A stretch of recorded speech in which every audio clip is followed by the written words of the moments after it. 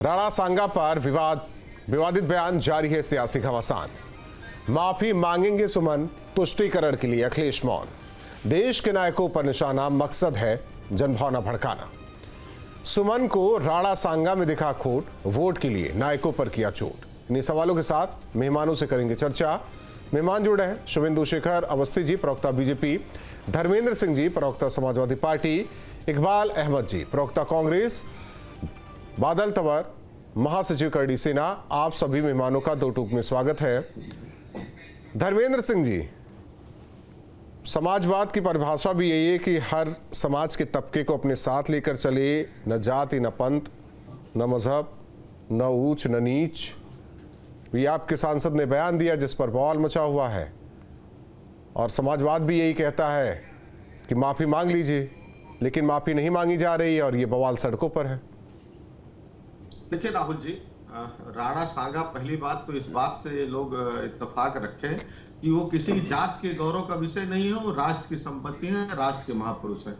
और जो रामजी लाल सुमन जी ने इतिहास के कंटेस्ट में औरंगजेब का जिक्र करते हुए कि जिस पन्ने को भारतीय जनता पार्टी औरंगजेब को लेकर के पढ़ रही थी, उसी तरह उन्होंने कहा तमाम इतिहासकारों ने इतिहास के पन्ने का जिक्र कर दिया। उसके बाद भी राज्यसभा की कार्रवाई से वो शब्द निकाल दिए गए। वो चूंकि राज्यसभा के प्लेटफॉर्म पे कहा गया था, तो उचित प्लेटफॉर्म वही था कि वहां उसको सुधारा जाता। और तमाम इतिहासों का, मैं इतिहास का विद्यार्थी रहा हूं, इतिहास के तमाम किताबों में, इवन दिल्ली विश्वविद्यालय में जो संचालित हो रही है, प्रयाग विश्वविद्यालय में जो चल रही, और तमाम इतिहासकारों के जो लेखन है, उसमें इस तरह की बातें लिखी गई है कि ऐसा कहा गया। यह ऑथेंटिक है नहीं है अलग विषय है, लेकिन यदि इतने सालों से वही पढ़ाया जा रहा है, तो जब किताब के जिक्र किसी एक पन्ने को पूछे होगा तो आदमी अपने सुविधानुसार बोल देता है, जहां से जिसका उद्धरण कर देता है। उसके लिए अब इतना हो हल्ला मचाना, ऐसा लगता है राणा सांगा का सारा की जो ताकत, उनका जो महानता है, इन्हीं लोगों के भरोसे है कि किसी एक व्यक्ति के बोल देने से इतने हाथ हो गए, पूरा जो है गर्दन काट लेना, ये कर देना, घर पे चढ़ाई कर देना। ये किस तरफ लोकतंत्र ले जाना चाहते हैं? किसी भी गलत बात का लोकतांत्रिक तरीके से विरोध हो सकता है। हमें नहीं करेंगे राणा सांगा पर उन्होंने सही कहा, लेकिन इतिहास के पन्ने में लिखा है। अगर पूरी किताब पढ़ेंगे आप, नहीं, अगर मैं भी कहता हूं कि कहीं विवादित चीजें हैं तो उससे बचा जाना चाहिए। अगर मुंह से निकल भी गया, कोई समाज अगर नाराज है, कोई कह भी रहा है, तो भाई यही होता है। नैतिकता इसी को कहते हैं कि ठीक है, हमसे गलती हो गई, माफ कीजिए। नहीं, हम क्या कह रहे हैं वो अलग विषय है, लेकिन ये क्या तथ्य जो है, अगर वो ये कह देते मनगढ़ंत बात, तो बात ये बनती थी। लेकिन ये पन्ने में किताब का, अगर इतिहास का पन्ना पढ़ेंगे सर, इतिहास के पन्ने पे ना, देखिए, इतिहास के पन्ने पर यहीं लखनऊ में धार्मिक पुस्तक को जलाया गया, उसमें भी चीजें कही गई कि ये लिखा हुआ है। किसी और का करके देखते तो फिर क्या होता जो राजस्थान में हुआ। एक बात अलग है, एक चीज बात सुनिए अलग है। अब देखिए, नहीं, कानूनी कार्रवाई अब सरकार करेगी, सारी चीजें करेगी, लेकिन आप ही के पार्टी के सांसद साहब कह देते हैं, तो कहते हैं वो देखिए, वो तो संसद की कार्रवाई से हटा दिया गया है, तो ऐसे में कोई औचित्य नहीं बनता। ये इतिहास के पन्नों में है। इतिहास के पन्नों में इकबाल अहमद साहब, सवाल इस बात को लेकर है कि नायकों का अपमान करो, और जब कोई कह रहा है कि भाई ये हमसे जुड़ा मुद्दा है, माफी मांगिए, माफी मांग के काम खत्म कर देना चाहिए। लेकिन हो सकता है कि वोट बैंक की राजनीति हो, तुष्टीकरण की राजनीति हो, जो आरोप लगाए जाते हैं, इस वजह से कभी कभी हो सकता है कि फैसले लेने में असमर्थ रहे हैं। अभी राजस्थान में बीजेपी के नेता ज्ञानदेव आहूजा जी मंदिर को गंगा जल से पवित्र कर रहे थे, और एक दलित लीडर जो सीएलपी कांग्रेस के लीडर हैं राजस्थान में, टीकाराम जूली साहब, अगर वो मंदिर में जाके पूजा कर लिए तो उसको गंगा जल से पवित्र किया जा रहा है। पहले तो आप फिर इकबाल अहमद साहब कहां से कहां लेकर जा रहे हैं? अब ये भी कहे कि एक तस्वीर भी आई थी कि किसी आपके नेता के किसी के माथे पर टीका लगाया गया, उन्होंने तुरंत टीका पोंछ दिया, लेकिन टोपी पहने रहे। ये तो कोई बात नहीं हुई ना, इसको छोड़ देते। लेकिन जिस विषय पर है उस पर रहिए ना। इसमें इतना बड़ा हुआ काम कि एक दलित लीडर, मतलब आप कहां चले गए?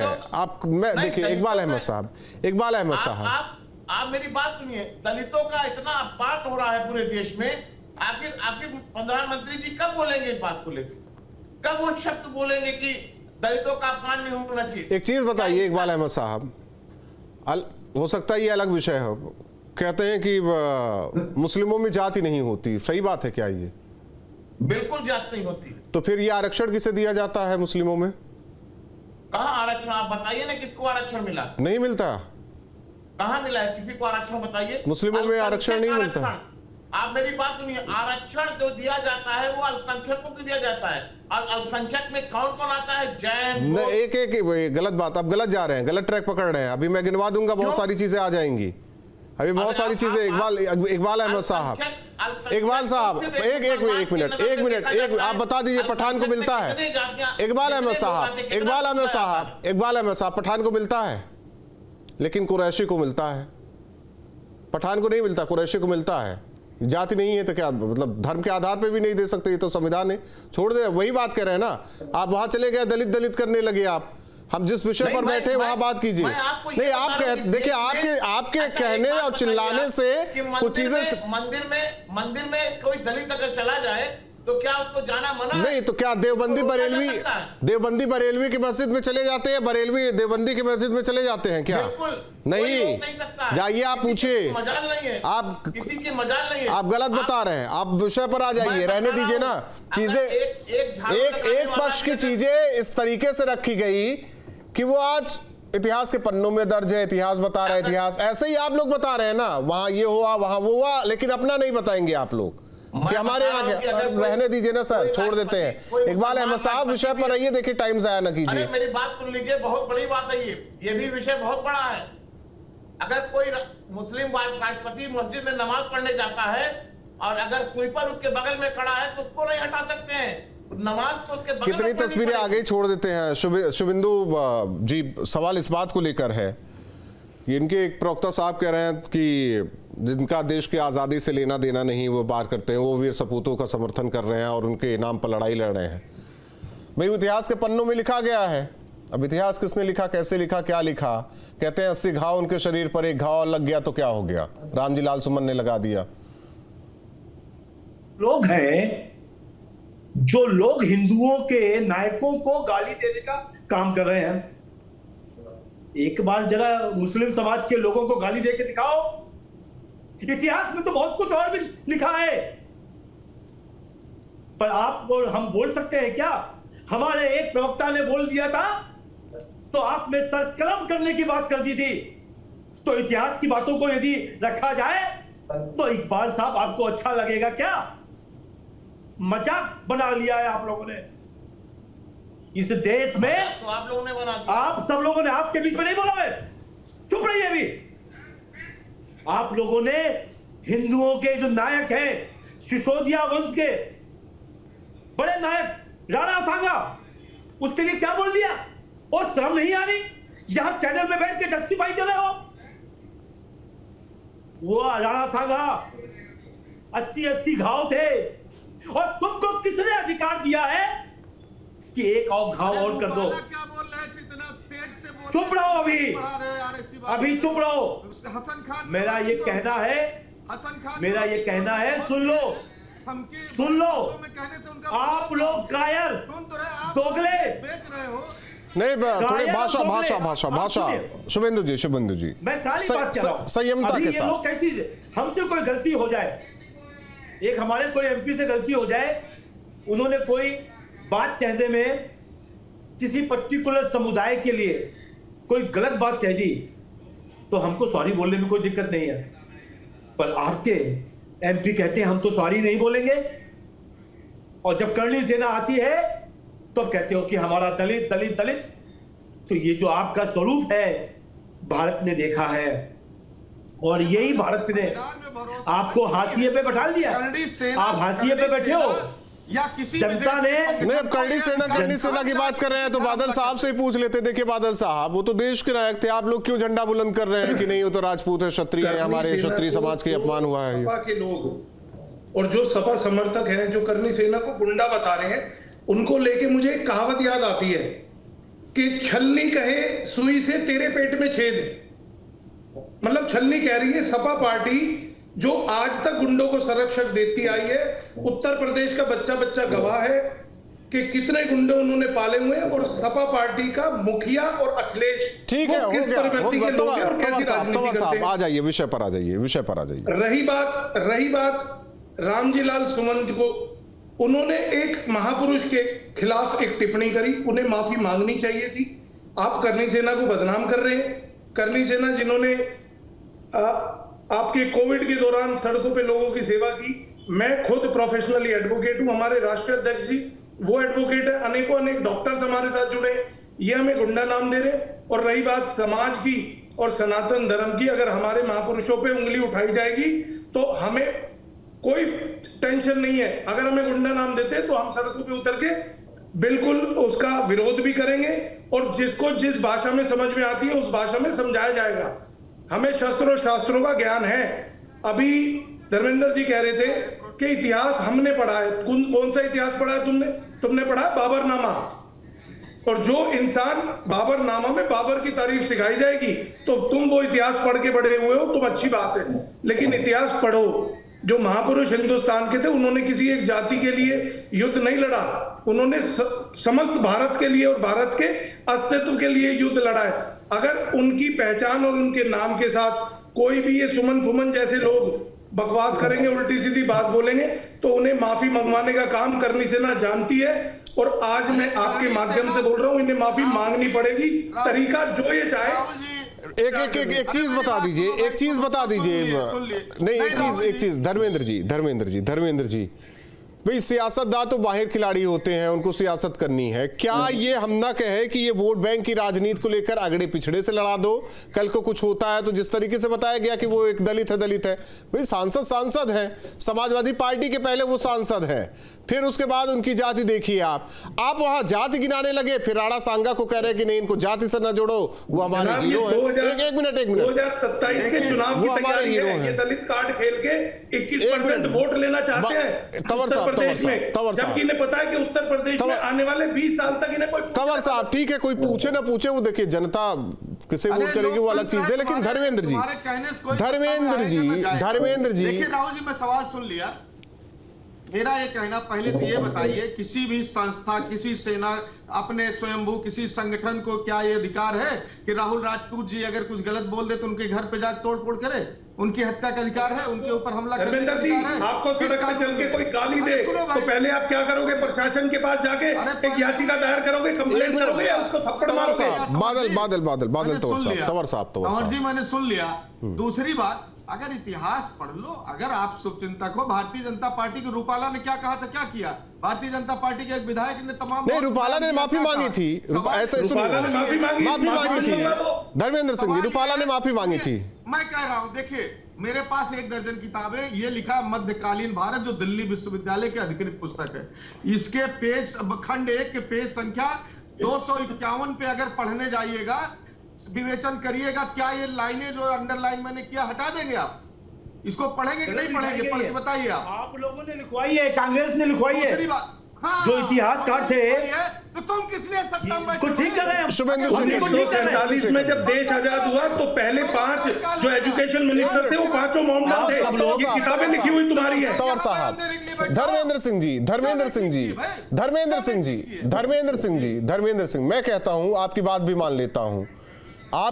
मान लेता हूं, मैं फिर भी बहुत सारी चीजें, मैं बार बार कह रहा हूं, बहुत सारी चीजें कही गई, लिखी गई, बोली गई।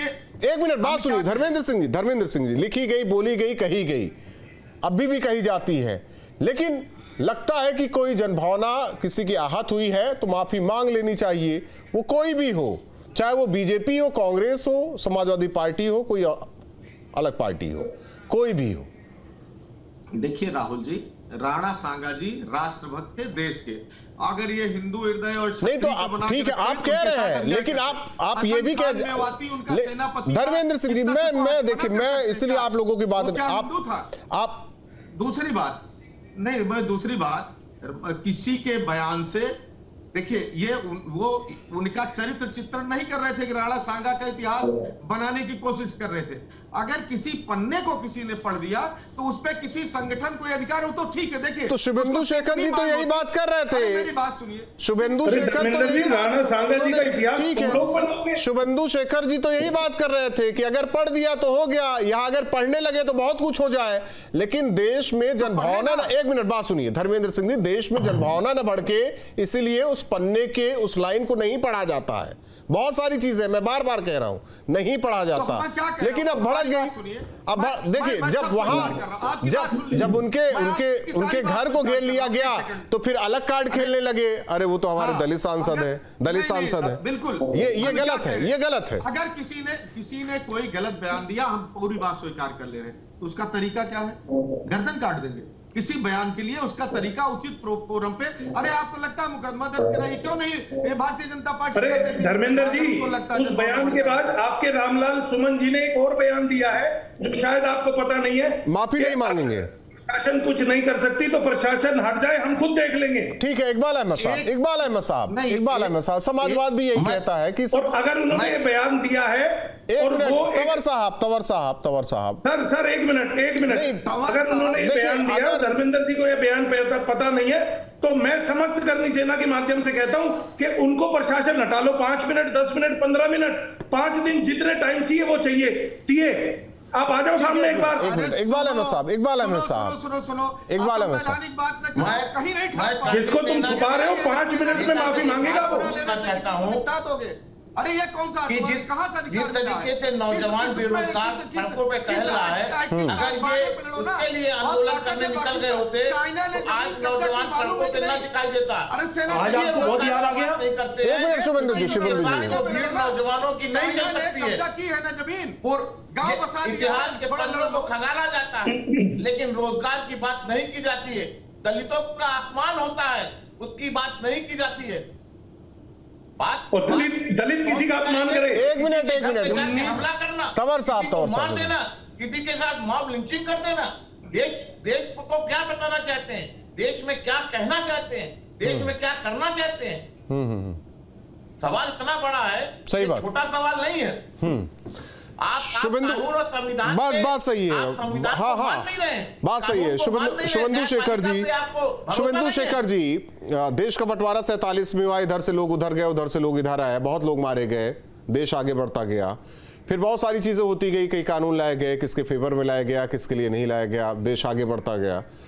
फिर इसके बाद इमरजेंसी लगाई गई, जो भी हुआ देश भूलना चाहता है लेकिन पता नहीं क्यों बार बार चीजें आ जाती है। देश आगे बढ़ रहा था कांग्रेस के वक्त में, फिर ऐसा कुछ होता है, दंगा होता है, तब वहां लिंचिंग नहीं होती, तब वहां जलते हुए टायर जो गले में डाल दिया जाता है उसे लिंचिंग नहीं कहते, उसे कुछ नहीं कहते, उसे एक समाज से नहीं जोड़ा गया, वो देश में हुआ, छोड़ देते हैं उसको भी, फिर भी देश आगे। लेकिन एक बात तो जायज है कि 14 के बाद आपकी सरकार कम से कम इतिहास तो ठीक करा देते।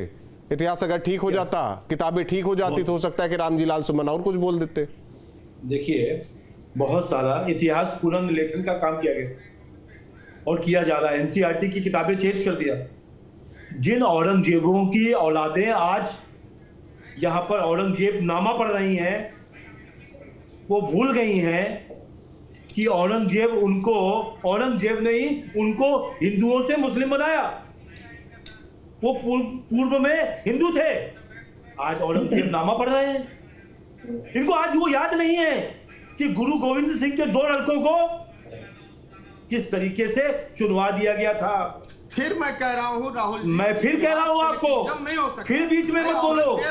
मैं ये कह रहा हूँ ये भारत है। पन्नों को पहले से पढ़िए जाके, पता चलेगा इतिहास में लिखा हुआ है। समझ लीजिए, गुरु तेग बहादुर से लेकर जोरावर सिंह तक समझाया है। सुनिए, बात सुन लीजिए, पता ही नहीं बारे में। अरे भैया आप सुन लीजिए, नहीं चल सकती। जिस दिन गुरु गोविंद सिंह से लेकर गुरु तेग बहादुर से लेकर नहीं चलेगी। भैया सुन लो, देश में सिर्फ आपको तो ये भी नहीं मालूम होगा, बीजेपी का काम, आपको तो राणा सांगा किस साल में होंगे ये भी नहीं मिला होगा, किसको किसको हराया ये भी नहीं मालूम होगा। आपको ये जरूर मालूम हो गया कि उन्होंने बाबर को बुलाया था। भाई साहब एक तरफ का इतिहास मत पढ़िए। जिन लोगों ने इतिहास लिखाया है, पहले 4 शिक्षा मंत्री पहले तो मुस्लिम हुए। तो अपनी जिम्मेदारी स्वीकार करिए कि आप गलत कोई जिम्मेदारी नहीं है। पढ़ा रहे ठीक है, हो। लेकिन और सारी जिम्मेदारी तो तंवर साहब ये मान के चलिए कि आप लोग तो प्रदर्शन कर रहे हैं। देखिए जो भी हुआ आगरा में वो गलत हुआ, ये मैं भी कहता हूँ, लेकिन माफी नहीं मांगेंगे। उन्होंने कह दिया है माफी नहीं मांगी जाएगी, फिर विरोध प्रदर्शन कर रहे हैं तो न्यायालय का सहारा लीजिए ना, कोर्ट का सहारा लीजिए। विरोध प्रदर्शन कंटिन्यू रहेगा, माफी तो मांगनी पड़ेगी। बीजेपी वाले कब माफी मांगेंगे? जो दलित माफी मांगनी पड़ेगी, ये मैं आपके चैनल के माध्यम से कह रहा हूँ कि माफी मांगनी पड़ेगी। 11 तारीख तक का टाइम है इनके। 12 तारीख को हमने 543वीं जयंती उनकी मनानी है, महाराणा सांगा जी की। वो हम शांतिपूर्वक आगरा में मनाने जा रहे हैं। किसी तरीके का विरोध हमारी तरफ से नहीं होगा। अगर सपा के समर्थक ये चाहते हैं कि वहां विरोध हो या उनकी तरफ से कोई पहल की जाएगी, तो समस्त भारत और समस्त सनातनी हर तरह से तैयार है।